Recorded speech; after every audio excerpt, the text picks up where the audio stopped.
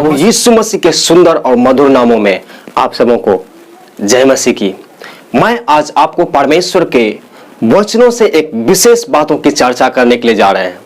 यदि आप सच्चे दिल से और पूरे हृदय से इसको सुनेंगे तो परमेश्वर आपको इस वचन के द्वारा कार्य करेंगे। परमेश्वर अपने वचनों के द्वारा आपसे बातचीत करेंगे। कई बार हम लोग जब प्रार्थना करते हैं तो उसमें बोलना पड़ता है। कई बार जब प्रार्थना करते हैं तो वो अपनी बातों को बोलते हैं, वो बोलते जाते हैं, बोलते जाते हैं, बोलते जाते हैं। जब वो प्रार्थना में घुटनों पे बैठते हैं तो वो घंटों घंटों वो परमेश्वर से प्रार्थना करने के लिए बोलते रहते हैं।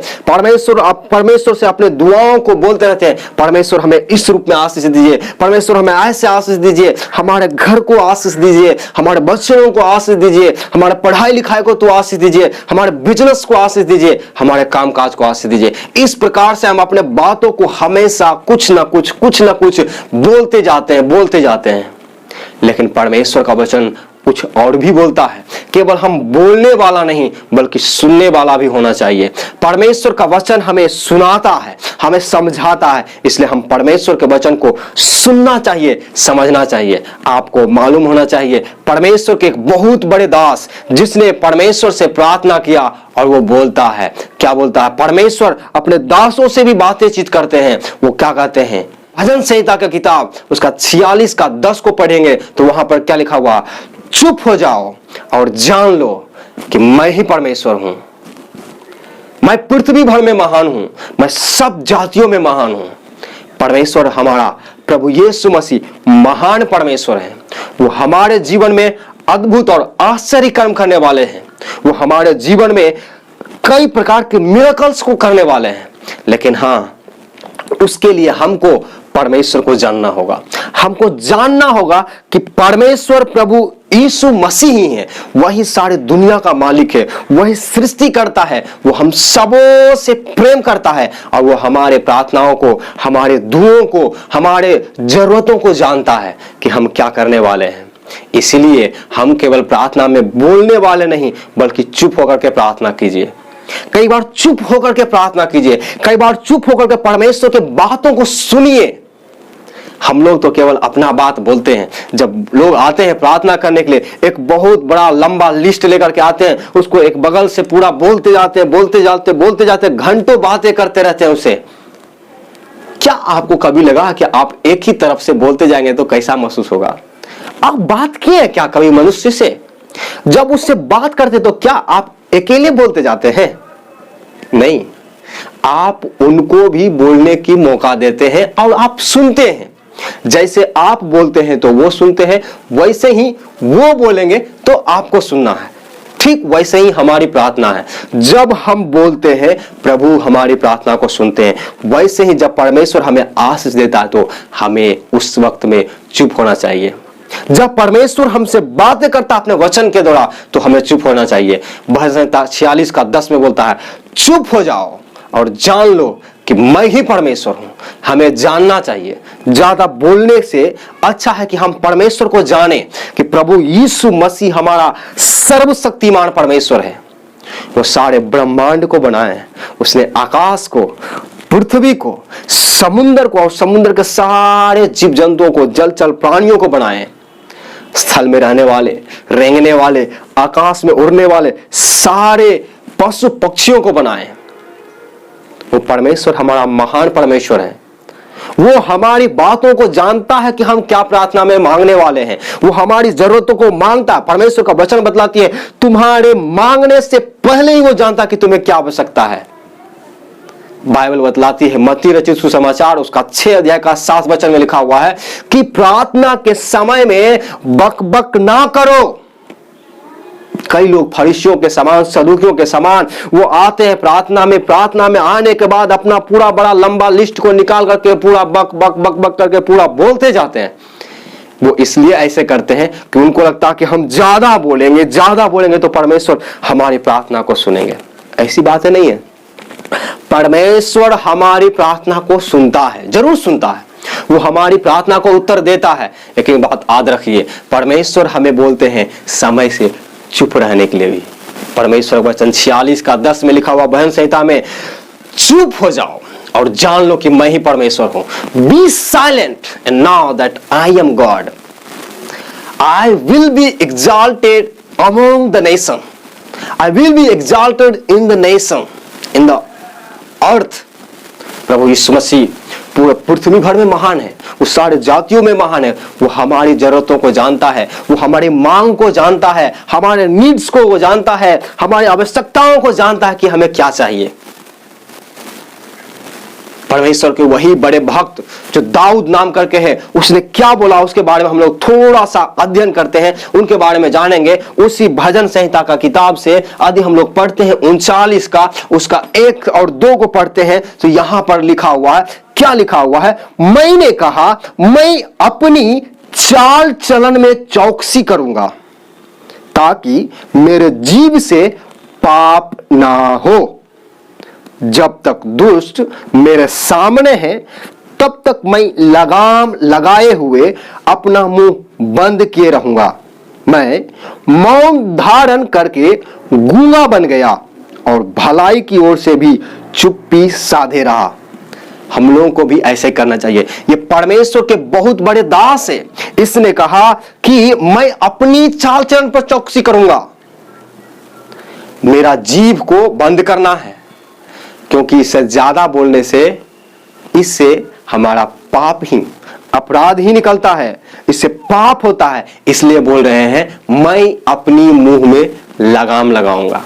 आप लोग देखते हैं ना घोड़ा को, जब जब वो रथ में जाता है, जब वो टमटम के घोड़ा के लिए गाड़ी में जाता है, उसका मुंह में लगाम लगा देता है, इसलिए ताकि वो कुछ ना बोले, कुछ ना खाए, कहीं इधर उधर ना जाए, वो रास्ता से भटक ना जाए, इसलिए उसके मुंह में लगाम लिया जाता है और वो उसके कंट्रोल में रहता है।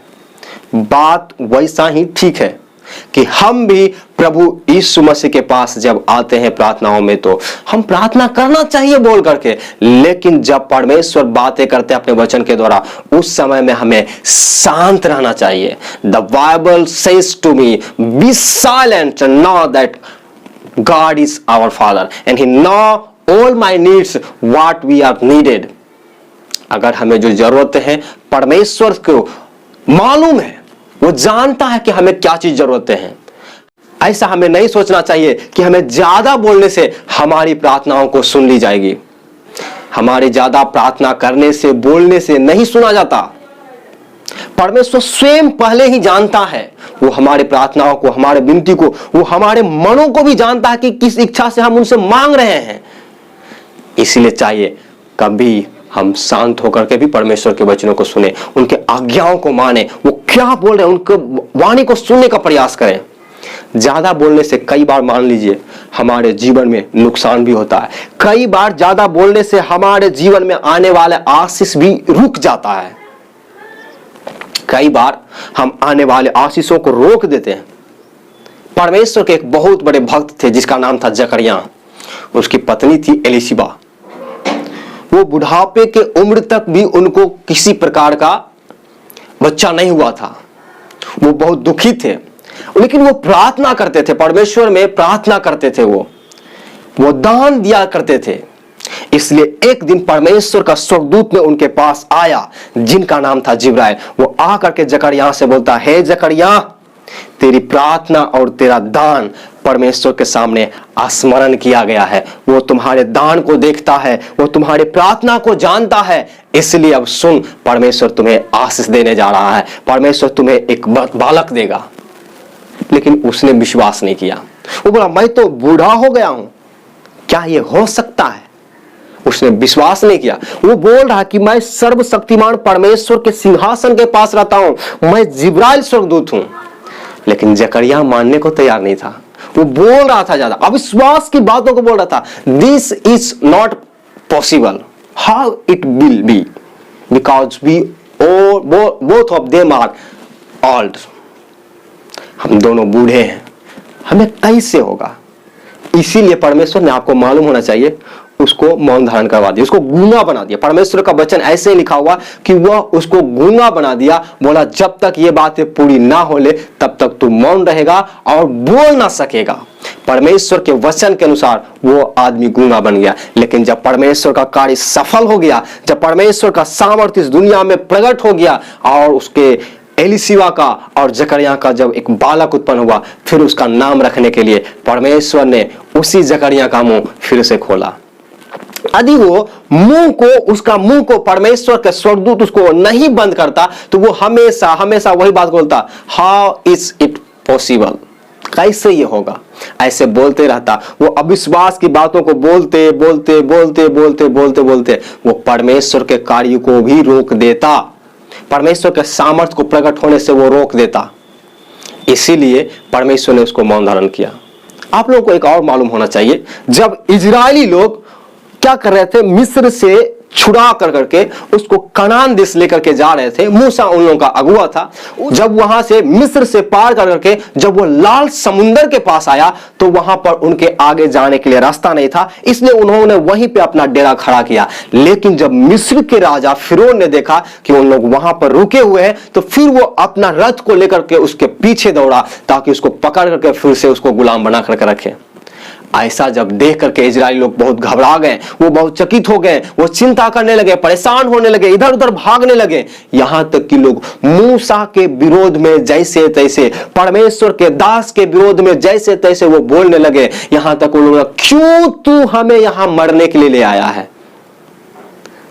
लेकिन परमेश्वर ने अपने दास मूसा के द्वारा बोला, डरो नहीं, चुपचाप परमेश्वर के कार्य को देखो, चुपचाप परमेश्वर के सामर्थ्य को देखो। तुम बोलोगे, तुम लड़ोगे तो परमेश्वर चुपचाप बैठ जाएगा, इसलिए तुम चुप रहो, परमेश्वर लड़ाई करेगा, परमेश्वर लड़ाई करेगा। परमेश्वर के सामने फिरौन की सेना और फिरौन टिक नहीं सका। वो चुपचाप रह करके परमेश्वर के सामर्थ्य को देखता रहा, परमेश्वर के अभिषेक को देखता रहा, परमेश्वर के अगुवाई को देखते रहा, उसके चमत्कारों को देखता रहा। ऐसे वो जब चुप हो गए, परमेश्वर के विरोध में बोलना, अब वो परमेश्वर के दासों के विरोध में जब वो बोलना बंद किए, परमेश्वर का सामर्थ्य प्रकट हुआ। लाल समुद्र में बोला जाता है वहां पर रास्ता खुल गया और वो लोग पैदल ही पैदल, स्थल ही स्थल पानी जो था वो लाल समुद्र से पार कर चुके हैं। इसीलिए हमें भी कभी कभी चुप होकर के सुनना चाहिए, बोलना नहीं चाहिए। कई लोग बोलते हैं ज्यादा, प्रार्थना में ज्यादा बोलते हैं, बहुत ज्यादा बोलते रहते हैं, घंटों घंटों बोलते रहते हैं, लेकिन परमेश्वर का वचन बतलाती है चुप हो जाओ और जान लो कि मैं ही परमेश्वर हूं। एक व्यक्ति था जिसका बेटा को मिर्गी आता था। वो आकर के पूरा कहानी बता रहा, यीशु मसीह हम आपके पास आए थे, लेकर के आपके चेलों के पास लाए, अपना बेटा को मिर्गी आता है। ये बार बार मिर्गी आने के कारण कभी गिर जाता है पानी में तो कभी गिर जाता है आग में, और जब नीचे गिर जाता है बहुत मरोड़ता है, इसके मुंह में फेन गिराता है। इसको हमने आपके चेले के पास ले गया था लेकिन ठीक नहीं कर पाए हैं। वो ज्यादा बोल रहे थे इसलिए उनको चमत्कार नहीं हुआ। वो अविश्वास की बातों को बोल रहे थे। यीशु मसीह उसको डांटे, बोले हे अविश्वासी और हठीले लोगों। कितना कड़वा शब्द है उनके लिए, जो विश्वास नहीं करते हैं और आशीष को पाने के लिए चाहते हैं, जो केवल बक करके जैसे तैसे बोलते रहते हैं। उसके लिए परमेश्वर प्रभु यीशु मसीह कैसा शब्द को बोले, अविश्वासी और हठीले लोग। बहुत कड़वा शब्द है। इसीलिए हम लोग अविश्वासी नहीं, विश्वासी बनना है। ज्यादा बोलने वाले नहीं बल्कि चुपचाप रहने वाले, चुपचाप रह करके परमेश्वर के आशीष को पाने वाले व्यक्ति बनना है। इसी से परमेश्वर खुश होते हैं और आशीष देते हैं। परमेश्वर ने उन्हें भी चंगाई दिया, उनके बेटों को चंगा किया, लेकिन उसको डांट लगा। हमें भी संपूर्ण मन से परमेश्वर पर विश्वास होना चाहिए। हम अपनी बातों को ज्यादा नहीं बोलना चाहिए बल्कि परमेश्वर की बातों को ज्यादा सुनने का प्रयास करना चाहिए। परमेश्वर हमें सुनने के लिए चाहता है कि हम भी परमेश्वर से सुने। परमेश्वर को हम बहुत बातों को बोलते हैं, परमेश्वर को बहुत बातों को समझाते हैं, उनसे बहुत बातों को मांगते हैं, लेकिन हम चुप भी रहना है। जब हम चुप रहेंगे परमेश्वर का सामर्थ्य, परमेश्वर की आवाज हमारे जीवन में आएगा, हमारी समस्या चली जाएगा। मैंने आपको बताया ज्यादा बोलने से हमारी आशीष हमारे जीवन में आने से रुक जाता है। कई बार हमें चुप होकर के आशीष लेना चाहिए। यदि जकरिया को चुप नहीं करता तो उसको बच्चा नहीं होता। वो जो लाल समुद्र में वो जो घिरे हुए थे, वहां पर यदि उन लोग बोलते रहता तो परमेश्वर का चमत्कार वहां पर नहीं होता। इसलिए मूसा ने उन लोगों को बोला चुप हो जाओ और खड़े खड़े परमेश्वर के महान कार्यों को देखो। हमें भी चुप होना चाहिए।